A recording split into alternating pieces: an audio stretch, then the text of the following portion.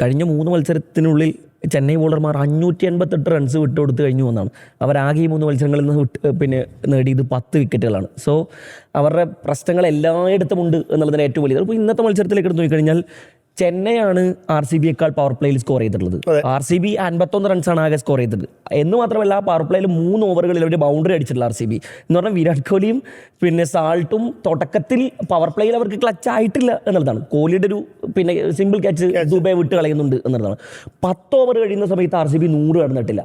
10 over കടക്കുന്ന സമയത്ത് 100 കടന്നിട്ടില്ല. എന്നാൽ ചെന്നൈ 100 കടന്നിട്ടുണ്ട്. ഈ RCB ആണ് 14ാമത്തെ ഓവറിൽ അവർ 150 കടക്കുന്നു, 18ാമത്തെ ഓവറിൽ 200 കടക്കുന്നു, 20ാമത്തെ ഓവറിൽ 250 കടക്കുന്നു എന്നുള്ളതാണ്. എന്ന് പറഞ്ഞാൽ ആ ഷിഫ്റ്റിംഗ് നിങ്ങൾ ശ്രദ്ധിച്ച് നോക്കിയാൽ മതി. പടിക്കലും പട്ടീദാറും കൂടി ഗിയർ ഷിഫ്റ്റ് ചെയ്യുന്നു. ടിം ഡേവിഡ് വന്നിട്ട് ആ ഗിയറിനെ ടോപ്പ് ഗിയറിലേക്ക് ആക്കുന്നു. അങ്ങനെ ആ ഓവർട്ടൻ്റെ ഓവറൊക്കെ നമ്മളവിടെ നിന്ന് കളി കണ്ടുകൊണ്ടിരിക്കുന്നുണ്ട്. ആ ഓവറിൽ 2 4 1 6 ആണ് വരുന്നത്.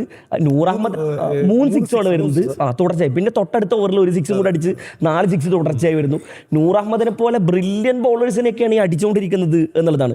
സോ ഇനി ചെന്നൈ നിരയിലേക്ക് വരുന്ന സമയത്ത് ഇപ്പോൾ സർഫറാസ് ഖാനെ പുറത്താക്കാൻ വേണ്ടി നമ്മൾ കളി കണ്ടുകൊണ്ടിരിക്കുന്ന സമയത്ത് തന്നെ പറഞ്ഞു. എന്ന് പറഞ്ഞാൽ ഇവൻ പേസേഴ്സിനെ നന്നായി അടിച്ചുകൊണ്ടിരിക്കുന്നുണ്ട്, ഈ സമയത്ത് ഒരു സ്പിന്നർ ഇട്ട് കൊടുത്തു തീരും എന്ന്.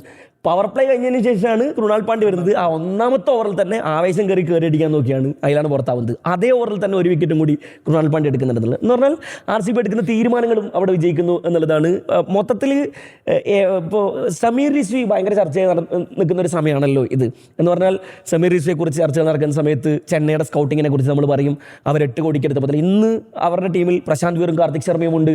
അപ്പോൾ 10 കോടിക്ക് മുകളിൽ കൊടുത്ത ഈ ചില ആളുകൾക്ക് വേണ്ടിയിട്ട് ഇവർ ഭയങ്കരമായിട്ട് പണം ചെലവഴിക്കുകയും എന്നാൽ ഇവരുടെ സ്കൗട്ടിംഗ് ടീം ചെലവഴിച്ച അത്രയും തുകക്കുള്ള സാധനം ഈ മുതലുകൾ ഉണ്ടോ ഈ ടീമിൽ എന്നുള്ളതുണ്ടല്ലോ. ഇപ്പോൾ സമീർ റിസ്വിക്ക് 8 കോടി കൊടുത്ത സീസണിൽ 8.4 കൊടുത്ത സീസണിൽ 5 കളികളിൽ നിന്ന് 51 റൺസാണ്.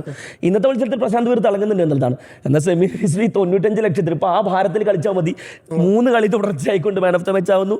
ഇമ്പാക്ട് പ്ലെയർ ഇറങ്ങി അവിടെ വലിയ ആശങ്കയുണ്ട് അവർക്ക്. എന്ന് പറഞ്ഞാൽ കരുൺ നായരെ പോലെ വളരെ സീനിയറായ പ്ലെയർ അശുതോഷ് ശർമ്മയെ അവർ ഇതുവരെ ഇറക്കിയിട്ടില്ല.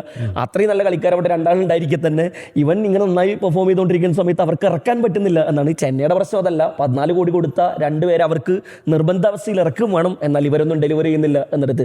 ഇപ്പോൾ ഫ്ലമിങ്ങിനോട് കഴിഞ്ഞ മത്സരത്തിലെ പരാജയത്തിന് ശേഷം മാധ്യമപ്രവർത്തകർ ചോദിക്കുന്നുണ്ട്, പല ഓപ്ഷനുകളും ഇപ്പോൾ ലുങ്കി അങ്കടിക്ക് പുറകെ നിങ്ങൾക്ക് പോകാമായിരുന്നല്ലേ, പല ഓപ്ഷനുകളും നിങ്ങൾക്ക് ബോളിംഗ് ഓപ്ഷൻസ് ആയിട്ട് ഓപ്ഷനിൽ ഉണ്ടായിരിക്കെ തന്നെ നിങ്ങൾ അവർക്കൊന്നും പുറകിൽ പോകാതിരിക്കുകയും തോൽവിക്ക് എന്ത് ന്യായമാണ് കാണുന്നത് സമയത്ത് ഫ്ലമിങ് പറയുന്നുണ്ട്, അവരൊന്നും ആ സമയത്ത് അത്ര ഫോമിലല്ലായിരുന്നു എന്ന് എനിക്ക് തോന്നുന്നു എന്നുകൊണ്ട് ഇദ്ദേഹം ഒരു സാധ്യതയുടെ വർത്താനം പറയുന്നത്. എന്ന് പറഞ്ഞാൽ ഭയങ്കര അലസമായ ഭാവത്തിലാണ് ഉത്തരം പറയുന്നത്.